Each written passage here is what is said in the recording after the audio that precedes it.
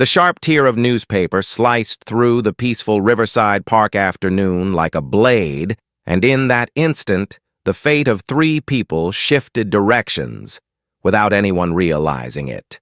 The paper had barely left Evan Carter's hand before Officer Ryan Hale shoved his shoulder with sudden force, sending the 56-year-old man stumbling backward until his back hit the stone bench. Near the playground, a little girl burst into tears, the small sound echoing like a faint warning that something terrible was about to unfold.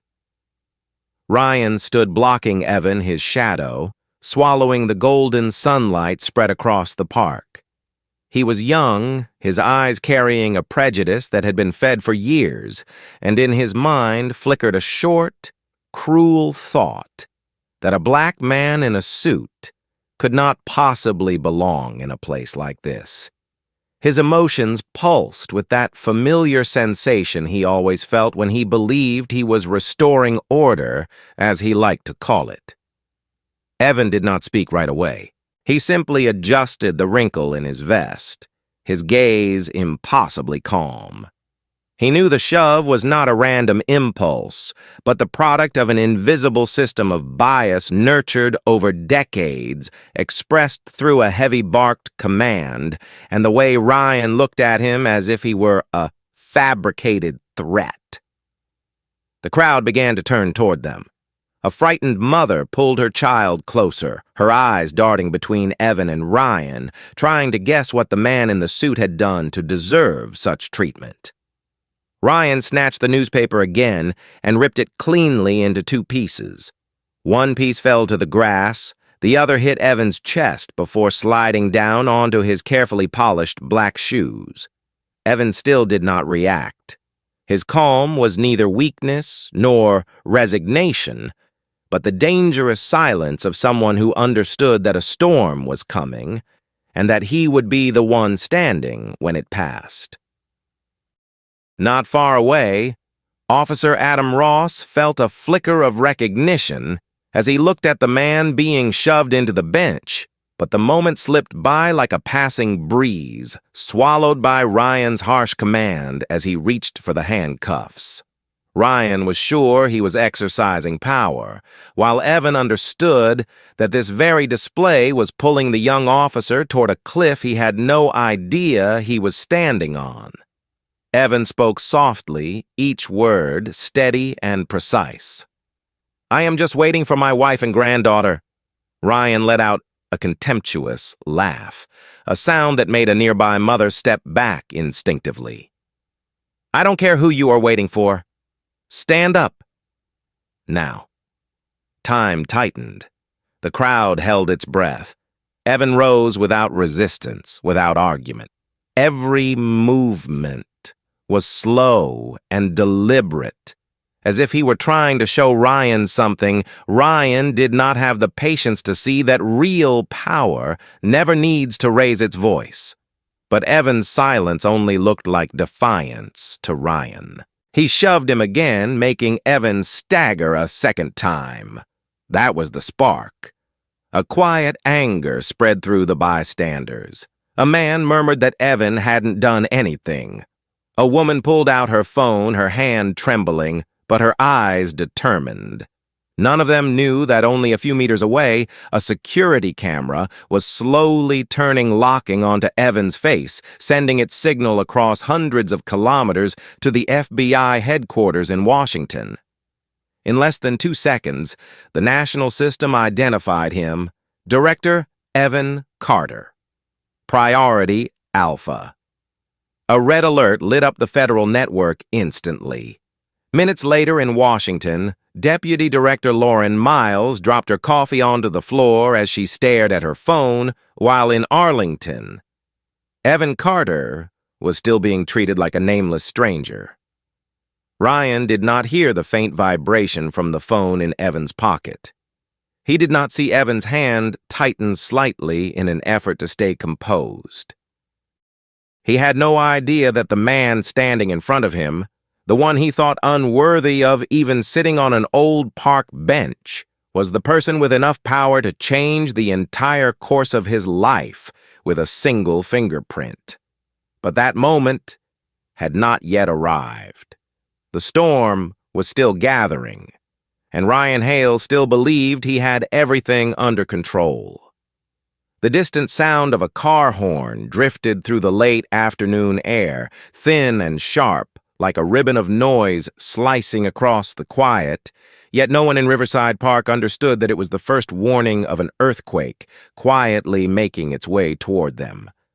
While Ryan Hale stood firm, fully confident in the power of the badge pinned to his chest more than 200 miles away, the federal security network had already issued the highest priority alert any law enforcement agency could receive Priority Alpha.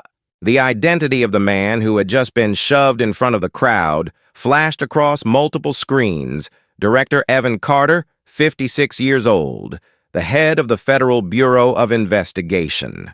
At FBI headquarters in Washington, Deputy Director Lauren Miles nearly sprang to her feet when the red alert illuminated her phone. A simple line of text, but enough to make one of the most powerful women in the country clench the handle of her bag until her knuckles turned white. Evan Carter off duty, located at a local park, and just reported for public disturbance. She reread the message several times, then immediately dialed an internal line. Her voice dropped urgent, but sharp as a blade. Activate the tactical unit. No sirens, no lights. Depart now. Minutes later, 3 black SUVs rolled out of the underground garage, silent as 3 awakened predators. Back in the park, Evan remained standing with an almost unsettling calm. His eyes drifted toward the distance, as if he could see something no one else could. He knew the system would trigger. He knew Washington would react. But he also knew that before the wave hit, he had to endure every ounce of humiliation Ryan was inflicting. Not out of weakness, not out of forgiveness, but because he needed the truth to reveal itself in the exact form it chose, exposed, undeniable, impossible to suppress. Ryan was the complete opposite. He inhaled deeply, savoring the familiar rush of power that shot down his spine whenever someone was forced to obey him. In his mind, Evan was just a man pretending to be calm to hide some wrongdoing. The more Ryan believed it, the more convinced he became that everything he was doing was justified, that the man in front of him was simply putting on an act to deceive. His arrogance blinded him completely. Not far away, Officer Adam Ross, who had briefly felt he recognized Evan, was straining to remember where he had seen him before. A faint old memory surfaced, hazy like streetlights flickering through a rainy night. But before he could think further, Ryan's voice burst through the radio, sharp and heavy with manufactured authority. "Dispatch, I have a suspicious subject. Proceeding to bring him in." In Washington, Lauren Miles watched the tracking signal assigned to Evan move slowly across the map. She did not know exactly what was unfolding on the ground, but what she knew about Evan filled her with equal parts worry and shock. Throughout his entire career, Evan had activated Priority Alpha only once, and that was during an ambush where a federal agent had been attacked. Now he had triggered it again without calling in a report. Lauren understood instantly that it could mean only one thing: whatever was happening had surpassed normal danger.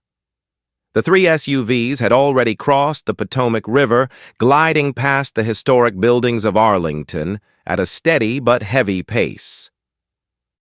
Inside each vehicle, the agents were fully equipped, tablets in hand, streaming the constant location updates from Evan's tracker. No one spoke. They all knew Priority Alpha missions were never minor, and the person they were heading to protect was not an ordinary official, but the highest authority they served. Meanwhile, in the park, Ryan tightened his grip on the metal handcuffs and stared at Evan with that familiar look of disdain. Evan still stood there, his eyes calm, his breath steady, as if he were waiting for an invisible clock to strike the moment when everything would turn upside down. Ryan had no idea that the moment was coming fast. No idea that the silent footsteps closing in from 3 different SUVs were about to end the illusion of power he believed he controlled. And no idea that the man he was trying to dominate was someone who could decide his entire future with a single sentence. But Evan knew. He closed his eyes for one brief second, listening to the wind weaving through the leaves, the distant laughter of children at the playground, and the faint clink of the handcuffs in Ryan's palm. He felt no fear, because the invisible clock was about to strike. And when it did, nothing would ever be the same again. The sharp click rang out as Ryan Hale lifted the handcuffs as if he were about to seal the fate of a dangerous criminal. But only Evan Carter understood that this moment was merely the beginning of a far deeper fall. A mistake so severe no rescue unit could ever pull Ryan out of it. When Ryan's hand gripped his wrist, Evan did not resist. He allowed the cold metal to tighten against his skin, allowed the crowd to witness injustice displayed openly under the fading sunlight. He knew his silence would become the loudest exclamation mark once the truth came to light. The crowd around them was no longer just a group of curious onlookers. They whispered hesitant at first, then bolder, as they sensed something was very wrong. A middle-aged woman holding up her phone with trembling hands said, "I saw him sitting here reading the newspaper from the start. He didn't do anything." A jogger nearby spoke up. "Why did he shove him like that just because he's black?" Those words pierced through the air like needles sinking into the thin layer of arrogance Ryan clung to. He glanced at the crowd with a mix of anger and tension, but in his mind, fury drowned everything else. Ryan was used to being praised for keeping order, used to having superiors cover for him, used to his victims having no voice. He believed this time would be no different, believed no one could touch him. Evan bent slightly as he was forced onto the steel seat of the patrol car. When his head accidentally bumped the door frame, Ryan delivered the familiar line he always used like a charm to mask violence. "Watch your head, buddy." A half-laughing, half-mocking tone that turned brutality into a joke. But in that moment, just before the door slammed shut, Evan looked directly into Ryan's face.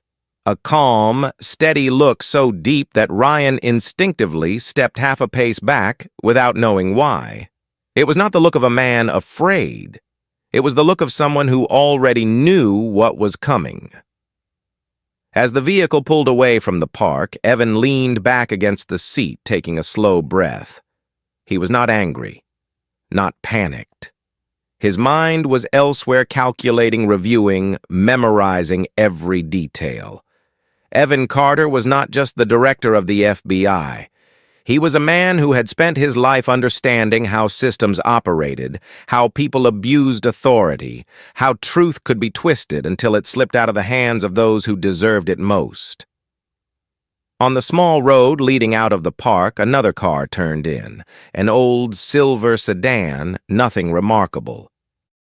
But the man behind the wheel froze so hard, he nearly dropped the plastic frisbee his son had just handed him. Officer Adam Ross stood by the roadside, eyes wide, heart skipping a beat. He could not mistake that face. Even though 7 years had passed, even though Evan's hair had streaks of gray memory, could not lie. He remembered that night, the cramped interrogation room, the moment a stranger walked in and stared down the inspector who was pressuring Adam to sign a confession for a crime he had not committed. "I'll take over this case," Evan Carter had said. One sentence, steady and quiet, with no shouting, no threats. One sentence that saved Adam's entire career. And now the man who once saved him was in handcuffs, shoved into a patrol car like a criminal right before his eyes. Adam felt his insides twist.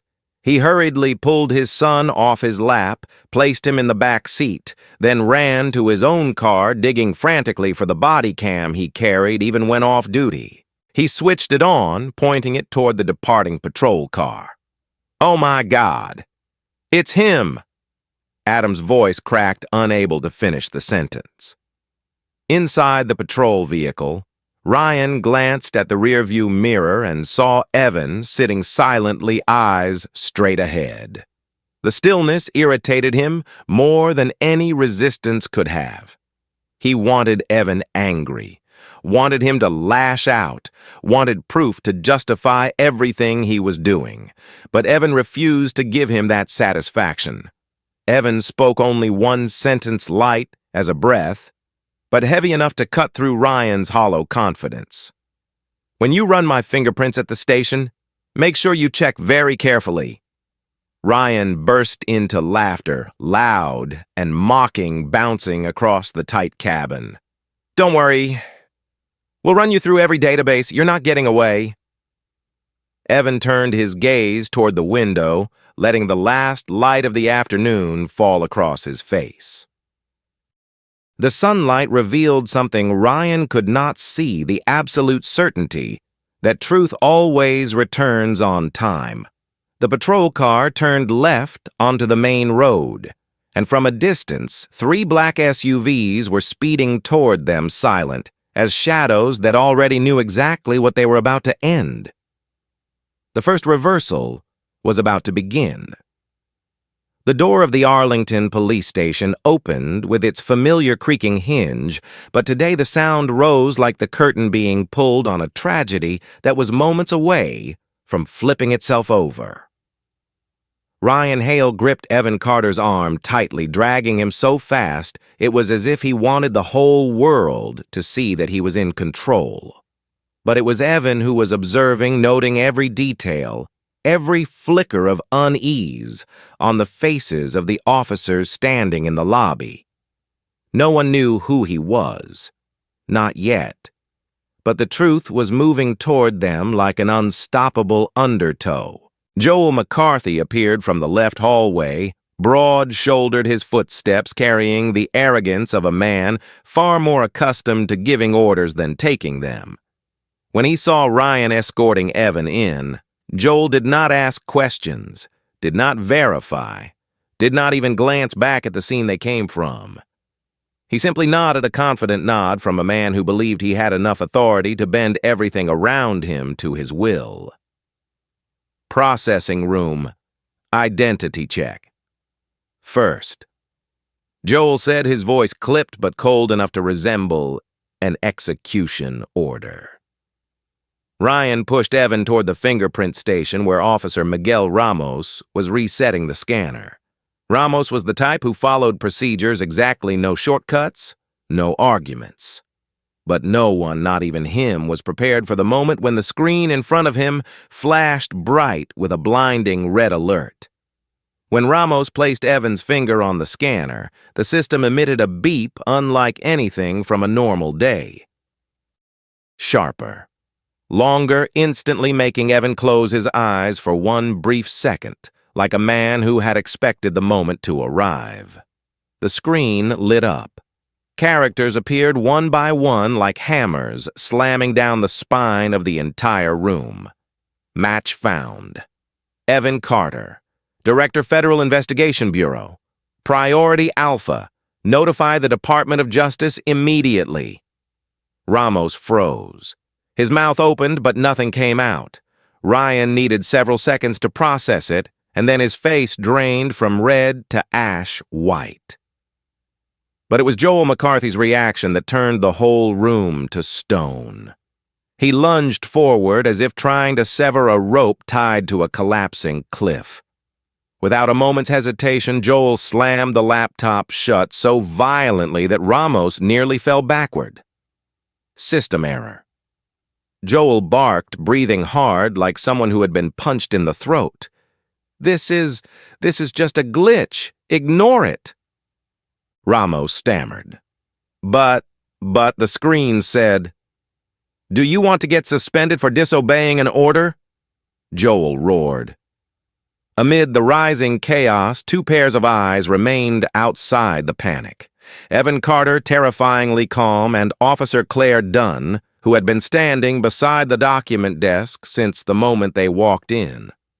Claire had not seen the full screen, but she saw Joel's trembling hands, saw the veins bulging at his temples, saw Ryan step back half a pace as if his legs wanted to flee, and saw Evan, still standing straight, eyes lowered with a faint expression at the corner of his mouth.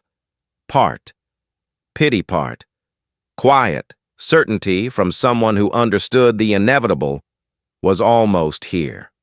Joel lowered his voice, raspy and frantic. "Ramos, delete the alert immediately. File the entry manually. No reports." "Understood." Ramos hesitated for 3 long seconds. 3 seconds that felt like a suspended sentence hanging over his head. Finally, fear won. He bowed his head and began typing. But he had no idea that everything he erased was already backed up automatically to the federal server the moment the alert appeared. Evan watched every keystroke. He knew exactly what was being buried, knew exactly how each step was becoming evidence for a crime Joel would never escape. Ryan stood in a corner, his palms soaked with sweat. He tried not to look at Evan, but that steady gaze felt like a mirror reflecting the truth he had spent his whole life refusing to acknowledge. He wasn't the strongest man in the room. He was only a man drunk on an illusion of power. Evan was taken to the holding room. As the iron door closed behind him, Joel exhaled slowly, convinced he had regained control. But Claire Dunn remained at the end of the hallway. She stared at Joel with cold, unreadable eyes, as if she were watching an animal that had just chewed off its own leg. Something was wrong. Very wrong. And Claire knew the moment the truth erupted was only hours away. Not because Evan was a victim, but because Evan Carter never stepped into a battle, unless he was certain he would be the one to place the final period. The noise from the back offices crashed down the hallway like waves slamming against rock, but beneath the chaos, something far stronger was forming, the irreversible collapse of a system Joel McCarthy had spent years constructing. And the one triggering that collapse was none other than the man sitting silently in the holding cell, Evan Carter. Officer Adam Ross entered the station with a pounding heartbeat, cold sweat gathering at his neck. He walked past familiar faces, but today they were no longer colleagues. They were potential witnesses, people who would soon realize they were being pulled into a storm far bigger than anything they had ever imagined. Adam remembered the man behind the steel door vividly. 7 years ago, he had been a rookie officer cornered by a corrupt superior. A falsified report. A baseless accusation. A career moments away from being crushed. And then the interrogation room door burst open, and Evan Carter walked in, eyes sharp and silent like a blade. Evan spoke only 5 words. "I'll take over this case." 5 words that saved an entire life. Which was why Adam knew if Evan was in handcuffs, this was not just wrong, it was criminal. He headed straight for the surveillance room where Claire Dunn stood before a row of glowing screens. When she turned and their eyes met, both instantly understood they were standing at the crossroads that would define the rest of their lives. "Pull up Ryan Hale's body cam," Adam said, quiet but firm. Claire tapped a series of commands, and the main monitor lit up. They held their breath. The footage appeared Ryan tearing the newspaper from Evan's hands, then shoving him with both arms, then a little girl crying, then Ryan forcing Evan onto his knees, his knee grinding into Evan's back. No explanation needed, no commentary required. The truth exposed itself like a festering wound, split open. Adam swallowed hard, his voice breaking. My God. He did that in front of all those people.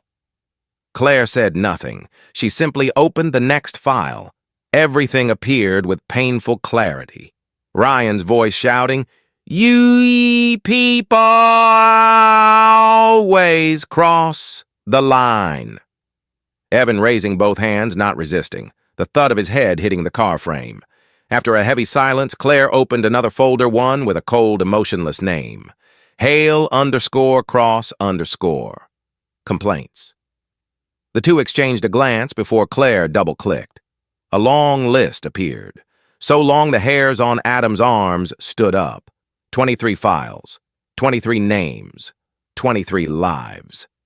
Adam skimmed them one by one. Marcus Turner framed with drugs. Keisha Moore handcuffed in front of her 3 children at the school gate. Luis Herrera beaten until bones fractured the report claiming resistance. James Miller, a combat veteran illegally detained for 36 hours. All dismissed. All marked resolved by Joel McCarthy. No one knew. No one spoke.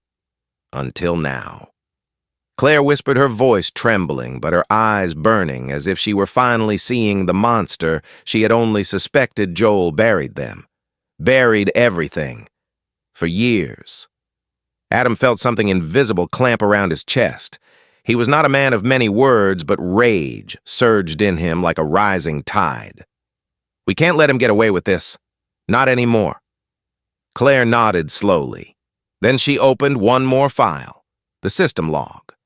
Evan Carter. Priority Alpha. Alert triggered at 4 hours, 44 minutes in the afternoon. Status suppressed by Captain Joel McCarthy. Adam nearly stepped back. Claire gasped. He intentionally buried a federal alert. This is a real federal crime. Adam let out a shaky breath.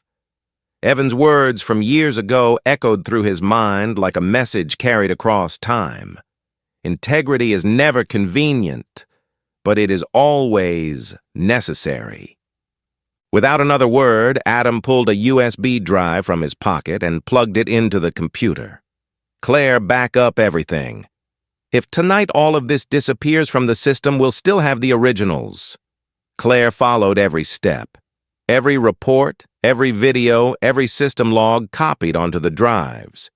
Each passing minute felt like another nail sealing the last door that would prevent the truth from being buried again. When the 2 USBs were full, Adam slipped one into the inside pocket of his uniform. Claire kept the other. And as they stepped out of the surveillance room, they both knew one thing tonight. They had crossed a line they could never return from. But neither regretted it. Because years ago, one man had pulled Adam back from the edge of darkness. And today, it was Adam's turn to stand for the justice that man represented. The storm was approaching, and from this moment forward, it would not only bring down an officer or a captain. It would rip apart an entire rotten culture inside this station layer by layer. The phone rang urgently at the front desk again and again, but no one in the station paid attention. They had no idea that every missed call came from a federal office in turmoil, from powerful people demanding to know why the captain of a small local precinct dared to ignore a national-level alert. And in that same moment, down the rear hallway, Joel McCarthy walked with the terrifying confidence of a man who did not yet understand the foundation beneath his feet had already rotted through. In the holding cell, Evan Carter sat upright, hands interlocked on his knees. The room was dim and damp, but he paid no mind. His eyes held no anger, no fear. What they held instead was a fortified silence, a silence that made anyone facing him feel as though they were standing before a volcano forced shut. He was waiting for the exact moment when the system would expose those who still believed they were in control. Outside the door, Adam Ross stood still looking through the small glass window. When Evan opened his eyes and met his gaze, a chill went down Adam's spine. Not from fear, but from profound respect.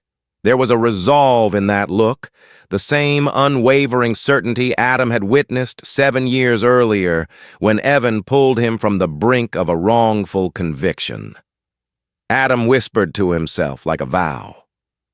"We're getting you out of here. I promise." Evan only nodded softly. He knew the promise was not for him, but for Adam's own conscience, for the belief in justice he had fought to protect for years. Meanwhile, in the captain's office, Joel McCarthy stood by the window with his hands pressed against the desk. His breath was uneven sweat beading along his temples. The call from Deputy Director Lauren Miles still echoed in his mind, her sharp voice stating clearly that they had seen the suppressed federal alert. Every word wrapped itself around him like a tightening noose. Richard Ford, the city councilman who had shielded Joel through countless complaints, stood in the corner gripping his phone. The screen showed only 2 merciless words: no service. The panic of a politician used to hiding behind influence was now laid bare. Joel Ford stammered, "What do we do? If we release him now, they'll think we knew who he was. If we keep him, the feds will crush us." Joel pressed both palms harder into the desk, as if trying to keep himself from collapsing. "They can't do anything without evidence," Joel said, though even he could hear the tremor in his own voice. Ford stared at him in horror. "Evidence. Everything is on camera, and the federal system has been watching us since this afternoon." One small sentence, but it hit Joel like a slap, shattering the denial he was clinging to. He looked around the office as if searching for an escape route in the air. But every path had already closed. While they scrambled in fear, hurried footsteps echoed in the hallway. Adam and Claire rushed past, their eyes fixed on a single target, the data processing room, where they needed to upload the final copy into secure storage before everything went dark. "Claire, hurry," Adam said urgently. "If Joel finds out we extracted the files, he'll wipe the entire system." "It's too late," Claire whispered, her voice breaking. "Look." Through the large glass panel, they saw red lights flashing across the surveillance board. Not error signals, federal access markers. The FBI had entered their system and had been inside for more than 6 hours. Claire tightened her grip on the USB. "They've seen everything, every cover-up, every act of violence. It's all in their hands now." Adam nodded, his emotions knotting together into a mix of dread and relief, like a man watching a flood wash away the very house that had trapped him for years. A young officer ran toward them, face pale. 3 black SUVs just pulled into the lot. No sirens, no lights. They looked like agents. Claire and Adam exchanged a look. They did not need to ask. They knew exactly who was coming. In the holding cell, Evan rose the moment he heard the soft grind of wheels on concrete outside. The movement was slow, steady, as if he had been waiting for this moment all his life. This was no longer a case of mistaken arrest. This was the moment a decaying system was about to be torn open on the very ground it believed it ruled. And outside, the 3 black SUVs rolled to a stop, silent as 3 death warrants awaiting a signature. The engines shut off at the exact moment all 3 SUV doors opened with crisp precision. No shouting, No hurried footsteps, yet the air inside the Arlington police station shifted instantly, as if a cold current had swept through the building. Agents in black tactical vests stepped out, their eyes sharp, their movements practiced as though they had rehearsed this moment hundreds of times. Several officers in the lobby shot to their feet while others instinctively stepped back, the reflex of people who knew real authority had just entered the room. Deputy Director Lauren Miles walked in first, her face so severe no one dared hold her gaze for more than a second. She didn't need to yell or threaten. Her presence alone tightened the entire room, like the edge of a blade. "Where is Evan Carter being held?" she asked, her voice low, but ringing through the lobby like a bell struck inside an empty cathedral. No one answered immediately, because the question wasn't meant to be answered. It was meant to be confessed to. Deep in the hallway, Joel McCarthy and Richard Ford froze in place. Joel looked through the small window and saw the silhouettes of the tactical agents entering the station like knives cutting straight through exposed flesh. Ford trembled so badly he had to lean on the wall for support. Both men realized the same thing. Their time had just run out. Joel stammered, What do we do?" Ford let out a short, broken sound that was half laugh, half sob. "What do we do? They're here to arrest us." Meanwhile, in the holding cell, as the sound of boots approached across the tiled floor, Evan Carter simply rose, smoothing the front of his gray vest as if preparing for an important meeting. He did not look triumphant. He did not look angry. He looked like a man who had known every moment that was about to unfold, a man who knew he would walk free, and that those responsible would pay. The steel door swung open. White light from the hallway poured onto Evan's face. One of the agents stepped forward, respectful. "Director, are you injured?" Evan lifted his wrists, still marked from the cuffs. "Nothing serious." Lauren Miles stepped inside, her eyes sweeping over each bruise as though she were imprinting every act of violence against a man who should have been protected, not harmed. "Remove the cuffs," she ordered. The metal lock clicked open. Just one small sound, but to everyone inside the Arlington station, it rang like the first hammer strike against the door, hiding the truth. Evan straightened his posture and stepped out of the cell, his calm presence so steady that two agents instinctively moved aside as though clearing a path for a judge, not a man who had been unlawfully detained. But the moment that struck hardest was when Evan saw Adam Ross standing at the end of the hallway.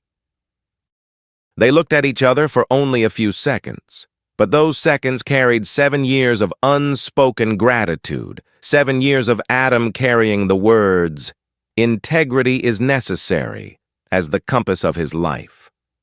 Evan nodded. Adam returned it, a mix of gratitude and resolve rising in his chest. Whatever happened next, he would stand on the side of justice, because Evan had once done the same for him. As the agents escorted Evan through the reception area, every officer stood frozen like statues. The heavy silence shattered only when Ryan Hale came running down the hall.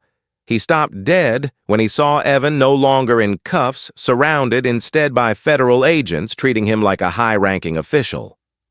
What's happening?" Ryan asked, his voice shaking. Lauren turned to him with a stare as cold as carved ice. "You just arrested the director of the FBI, and you're asking me what's happening." Ryan felt his mind crack like glass. His breath caught in his throat. He stumbled back, hitting the wall without realizing it, as if even the building itself was turning its back on him. When he glanced toward Joel's office, he saw the door wide open. Inside, Joel McCarthy stood frozen, gripping the edge of the desk like a prisoner trapped inside his own cage. "Director, this way, please," an agent instructed. Evan paused at Joel's doorway. He looked inside, his expression calm but razor sharp. Joel, Evan said not loudly, but with enough weight to silence the entire hallway. At 4:44 this afternoon, you saw the words FBI Director on your screen. Joel trembled. Evan continued, each word falling with the finality of a judge's gavel, and you chose to close it. No one knew what Joel wanted to say, because his mouth opened but no sound came out. Evan didn't wait for an answer. He walked on, leaving behind a man who had just witnessed his career turn to ashes from a single statement. Outside, federal agents tightened the perimeter. The SUVs waited. But this was not the ending. It was only the moment the crimes began being pulled into the light. And so in absolute silence, Evan Carter left the station not as a man who had just been rescued, but as a man who had simply returned to the power that had always belonged to him. The main lobby of the Arlington police station sat under a silence stretched thin like the surface of water before a storm. But it lasted only a few seconds before it was torn apart by hurried footsteps from people scrambling to escape a truth that had already been exposed. At the far end of the hallway, Joel McCarthy and Richard Ford were arguing in panic, their voices low but shaking, as if every word they spoke might become evidence against them. "We have to explain." Ford whispered, his hands trembling so badly he could barely hold his phone.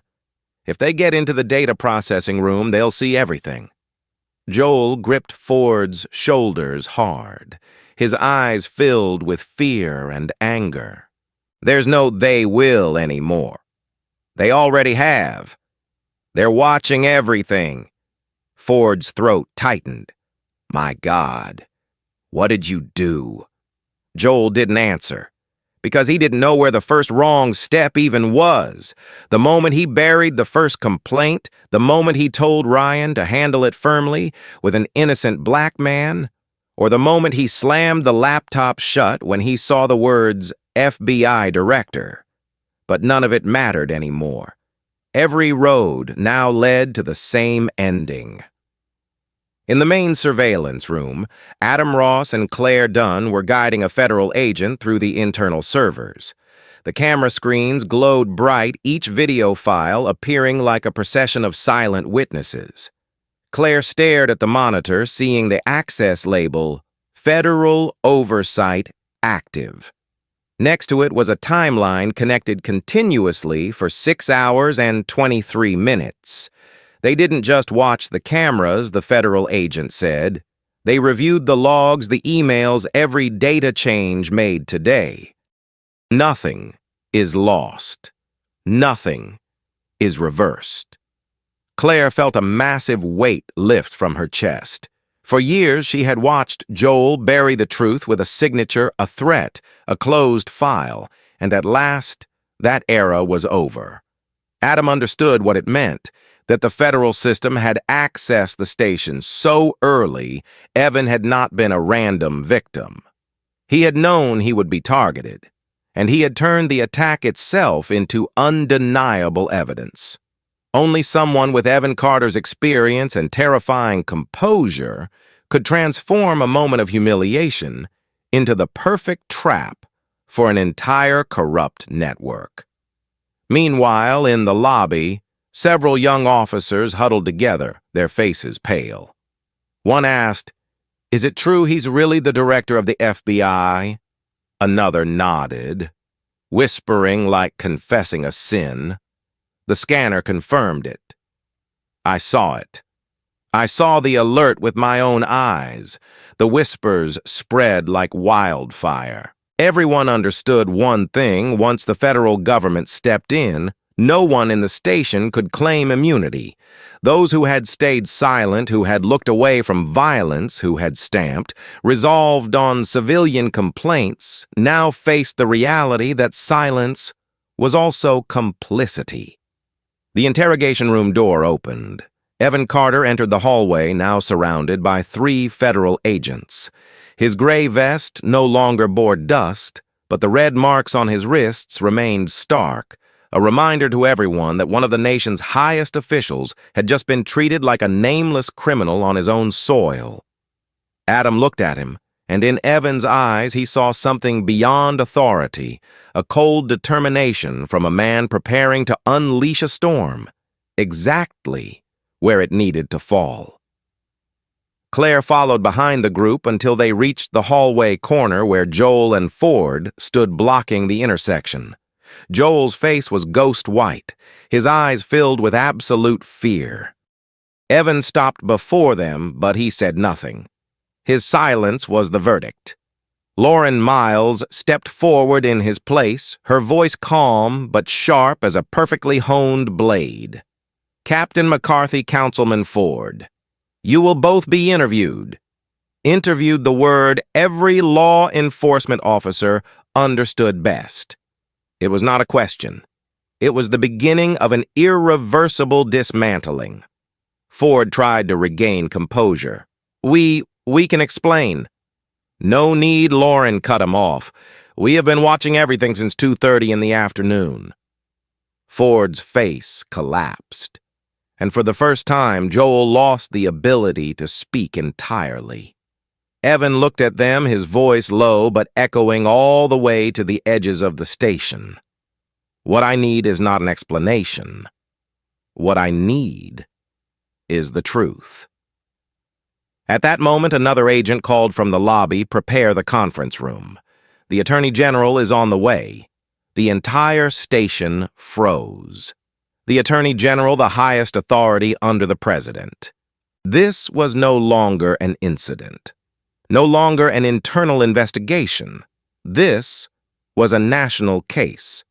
Evan turned and walked toward the conference room where the fates of Ryan, Joel, and Ford would be decided under the unforgiving brightness of truth. And as he walked, no one looked at him as a victim anymore. They looked at him as the eye of the storm, the man who had brought the entire Arlington police station to its moment of reckoning. The moment the conference room door opened, the air inside the Arlington police station thickened into something heavy, cold, and suffocating, so dense that those standing closest had to swallow hard. At the front of the room, a large screen was ready to display the evidence. At the head of the table sat Attorney General Martin Hayes, his gaze sharp like a blade honed to its final edge. No officer dared breathe too loudly. This was no longer a meeting for explanations. This was an unofficial tribunal for those who had underestimated the man they had treated like trash. Evan Carter walked in without handcuffs and without an escort, moving as though he were returning to the position that had always belonged to him, the center of true authority. Adam Ross and Claire Dunn followed closely behind the two young officers who had witnessed the truth from start to finish. Their faces carried anger, hope, and the relief of people who had finally seen light break through the Casimir. Casimir say, Demir, Papakovabay, a river. System. In contrast, Ryan Hale was brought in wearing bright metal cuffs, his face pale as ash.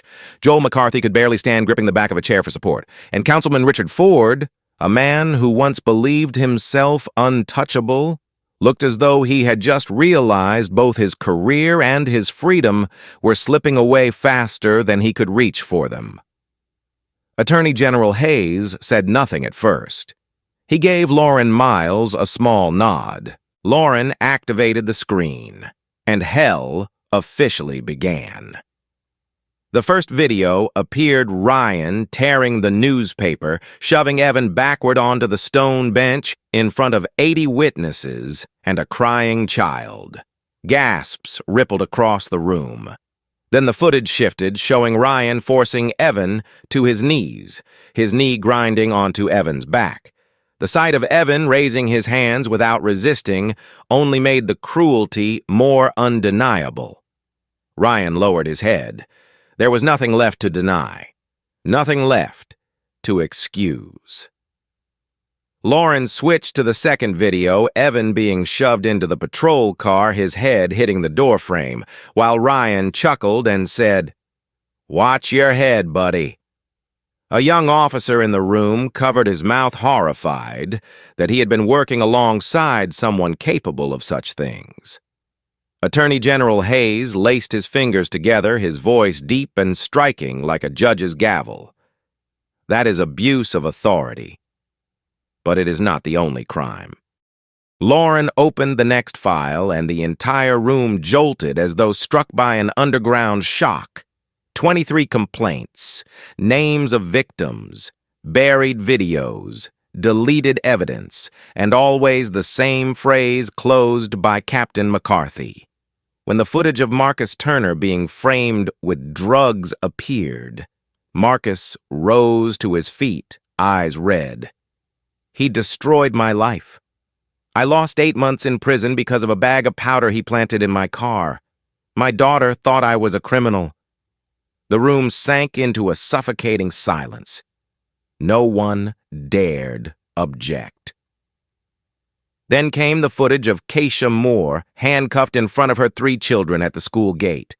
Then Luis Herrera beaten until bones shattered while the report claimed he had resisted. Then James Miller, a combat veteran illegally detained for 36 hours. Each case was a knife carving deeper into the moral decay of this precinct. But the moment that froze the room completely was the system log playback Federal Alert triggered at 4:44 in the afternoon. Name, Evan Carter. Position Director of the FBI. Level Priority Alpha. Alert suppressed by Captain Joel McCarthy. Joel nearly collapsed. "That was a system error," he whispered. Evan turned toward him, his voice calm but colder than ice. "System errors don't make you slam the laptop shut and order your officers to delete the alert."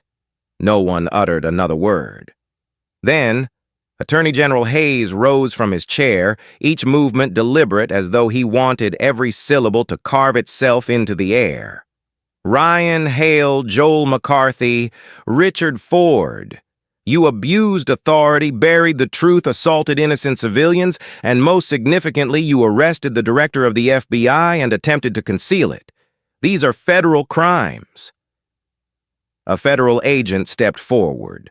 The handcuffs clicked open again, but this time for the right wrists.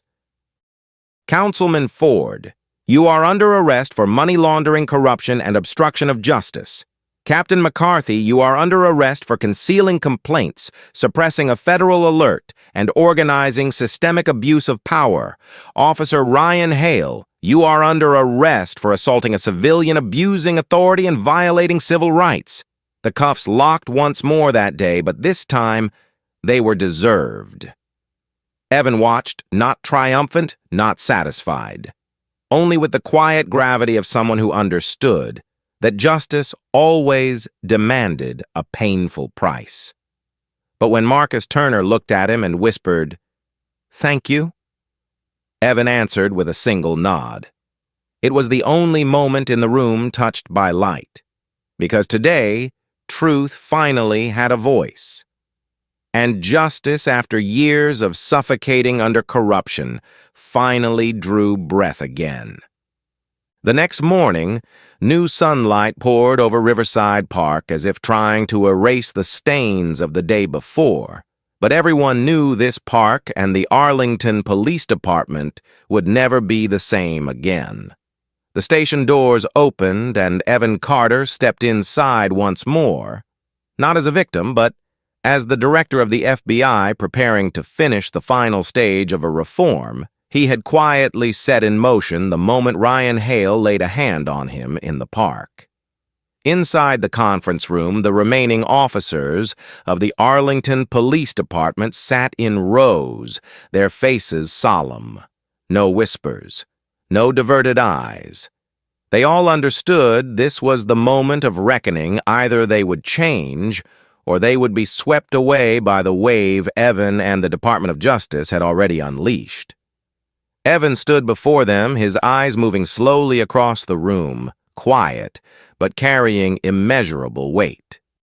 He saw shame, worry, regret, and a fragile hope in the eyes of the younger officers who had not yet been completely worn down by the old culture. "You have witnessed the consequences of a rotten culture," Evan began, his voice deep and resonant, like a morning bell. "And now, you have a choice.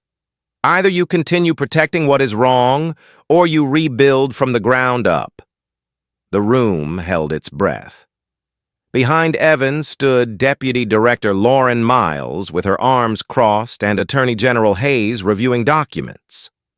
Adam Ross and Claire Dunn stood together, living proof of what choosing the right thing looked like. A veteran officer stood up first. His face showed the weight of years of silence and helplessness. "Director, for years we tried to report things, but every complaint disappeared. We were told not to cause trouble." Evan nodded. "You are not the criminals. But from today forward, silence will no longer be an excuse." Lauren stepped forward and placed a stack of files on the table. "Effective immediately, the Arlington Police Department will be under federal oversight for a minimum of 24 months. Every shift will be recorded. Every complaint will be sent directly to us. No one has the authority to bury anything ever again." Several young officers lowered their heads as if a burden they had carried for years had finally lifted. Evan called out, "Officer Adam Ross, step forward." Adam moved toward him, heart-pounding, yet standing with a steadiness he had never felt before.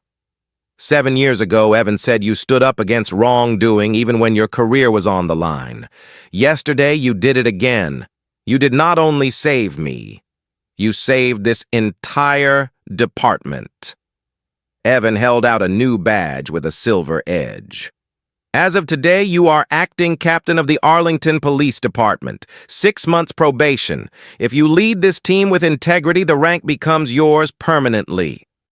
Applause rose around the room, not loud, but sincere, and full of respect. Then Evan turned to Claire. Officer Claire Dunn, you had the courage to look at the truth when others turned away. You recorded everything not for me, but for justice. He handed her a second badge. You are appointed detective in internal affairs. Your job is to protect the truth before anyone can distort it. Claire bit her lip, eyes slightly red, but she stood firm. When the appointments were finished, Evan looked around the room once more. What happened yesterday was not a victory. It was a reminder that power only deserves to exist when paired with responsibility. Starting today, you must choose every single day whether you serve your community or serve your own fear. The silence that followed was not the frightened silence of the past. It was a solemn one, weighted with purpose. Evan turned toward the door. Outside, sunlight flared through the glass. We start again from here, he said, and walked away, leaving behind not chaos, but the beginning of a new path. A path where justice did not rise from anger, but from people brave enough to stand tall when everyone else kept their heads down. From the perspective of a specialist in systemic accountability, this story reveals an undeniable truth. Justice only exists when there are people brave enough to stand up, steady enough to say no to abusive power, and strong enough to hold on to their integrity even in the darkest moments. What happened in Arlington was not only the punishment of those who did wrong, it was a reminder that a system changes only when each individual within it chooses to do what is right. If you believe stories like this deserve to be heard, please like and subscribe to support the mission of exposing the truth. And before you leave, comment the phrase, "clear as day."